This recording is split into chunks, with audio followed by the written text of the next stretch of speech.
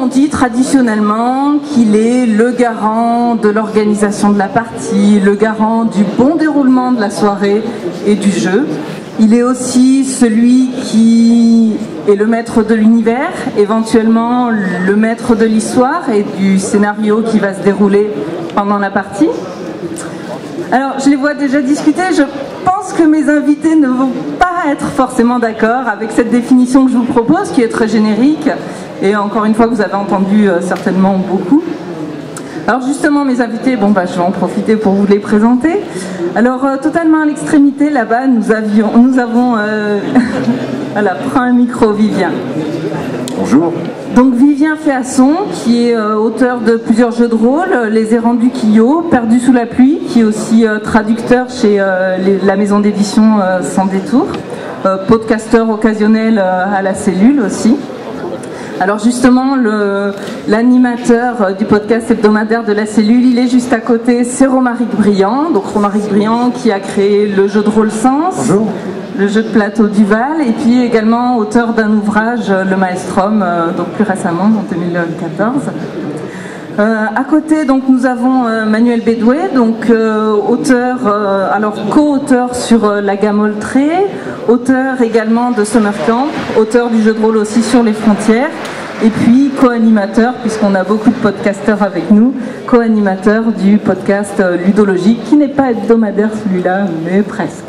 Bonjour. Et puis pour finir, donc, nous avons Olivier Roulier, donc, auteur, parmi les auteurs de Cops, des Chroniques des Féales, et puis ancien game designer chez Rackham notamment. Bonjour. Bonjour à tous. Alors, pour aborder cette question du MJ, je pense qu'on va rentrer directement dans le vif du sujet, plus ou moins violemment. Du coup, j'ai envie de vous demander, est-ce que... Ça va être violent, on nous passe tout de suite le micro, Vivien, je pense. On va parler de l'explosion du MJ, c'est ça que tu voulais... Ouais, je pense que vous aviez ça un petit peu dans la tête, puisque moi je suis arrivée en nous, me le disant... MJ, ça fait longtemps qu'on l'a plus dans la tête, en fait. Pour nous, il a disparu depuis longtemps, c'est une espèce d'animal mort qu'on ressuscite comme ça pour une petite conférence, quoi, mais ça n'existe plus, en fait. D'accord, donc cet élément central auquel on se rattache, finalement... C'est une chimère qui a été probablement inventée par diverses discussions de rôlistes sur forum ou entre nous pour en gros parler du rôle de ces personnes qui étaient l'éminence grise, le gardien des secrets, etc. On a appelé ça globalement un maître de jeu, comme ça on s'est dit qu'on allait lui donner un nom unifié finalement parce qu'il avait des rôles qui étaient globalement identiques à travers différents types de jeux de rôle classiques.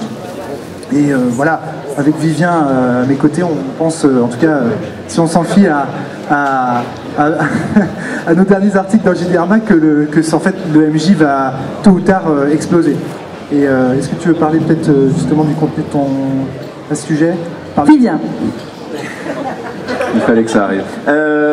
Alors, moi, j'étais pas forcément dans la... Bon, l'article se voulait un petit peu polémique, justement, à ce niveau-là. Moi, la question... En fait, je partais d'un certain raisonnement qui ne pouvait qu'aboutir, finalement, à la nécessaire destruction du MJ, parce que, finalement, les pouvoirs qu'on lui attribue impliquent nécessairement des problèmes qui ne voient leur résolution que par la disparition, finalement, de celui qui pose problème, à savoir le MJ lui-même. Voilà, en gros, pour l'instant, en tout cas. En gros, on est tous d'accord pour dire que tous les jeux de rôle aujourd'hui, on sait, partagent la narration, en fait. Alors, on va commencer, à mon avis. Le mieux, c'est quand même de faire des sondages pour savoir un peu avec qui on parle. Alors, parce qu'on ne vous connaît pas, nous. On pourrait faire un tour de présentation, ce serait long. On va commencer par des questions assez simples. Qui a déjà fait du jeu de rôle ? Voilà, comme ça on sait qu'on est à peu près tous en bonne compagnie. Qui a déjà été meneur de jeu? Voilà, c'est déjà. Et qui pense avoir déjà joué à un jeu de rôle sans meneur de jeu? Vous êtes quand même nombreux, c'est pas mal. C'est pas mal, ouais. Et qui pense n'avoir jamais joué à un jeu de rôle sans meneur de jeu, du coup? Ok, on va vous montrer que vous avez probablement tort, mais on va le faire très gentiment. Alors, une des premières questions qu'on s'était posées, c'était qu'est-ce que ça fait un meneur de jeu? Qu'est-ce que ça fait? Alors, vas-y. Alors, ouais, on va poser des questions, il est gentil. Un meneur de jeu, ça connaît le livre de règles. Ouais. On est d'accord? Ça connaît le livre de règles, ça connaît les règles du jeu. Ok? Est-ce que quelqu'un d'autre, Olivier, tu as une autre suggestion peut-être? Qu'est-ce que ça fait d'autre en meneur de jeu? Ça c'est la base, c'est même dans les jeux sans MJ, voire même dans les jeux qui ne sont pas des jeux de rôle. Si on prend le meneur de jeu comme une espèce d'instance, il y a celui qui connaît les règles, qui va les présenter aux autres, qui va être le pourvoyeur, voire l'organisateur de la partie. Donc ça c'est vraiment la base. Et ça, mais c'est pas tout. Ouais. C'est déjà pas toujours le cas. C'est-à-dire qu'il y a parfois des joueurs qui connaissent mieux le livre de jeu que le meneur de jeu. Il y a toujours quelqu'un qui va le présenter. Chieur, on appelle ça le chieur. Le chieur. Voilà. Donc il existe et il te remet en question constamment, alors que toi tu as bien bossé ton système, tu as fait ton truc, il vient te voir en disant non c'est pas comme ça que ça se passe, je sais parce que j'ai lu page temps et l'auteur a dit que, etc. Ça arrive constamment. Donc ça veut dire que déjà, ce premier rôle de meneur de jeu qu'on vient de dire, il y a déjà énormément de joueurs autour de table qui le jouent à la place du meneur lui-même, déjà. Et donc on a un affaiblissement de la position du meneur de jeu à partir du moment où justement un joueur maîtrise mieux le jeu? Ah bah oui. Enfin, à mon avis, si on définit en tout cas le meneur de jeu comme celui qui connaît le mieux le système et l'univers, etc., si on a un joueur qui connaît mieux le système que le meneur de jeu, bah, il perd un peu son statut de maître du jeu. Quand tu demandes par exemple dans le sujet de la conférence qui est le maître du jeu, on a envie de répondre, bah, parfois justement c'est pas celui qu'on aura envie d'appeler le maître du jeu. Donc déjà, voilà. Donc déjà, ce rôle-là, on peut le lui retirer. Enfin, en quelque part, il n'en a pas le monopole. Et on va voir que c'est comme ça pour tous les différents types de rôles qu'on lui donne, qu'en fait, il n'en a pas nécessairement le monopole. Alors souvent, c'est un rôle qui justement est défini dans la base du livre de jeu de rôle.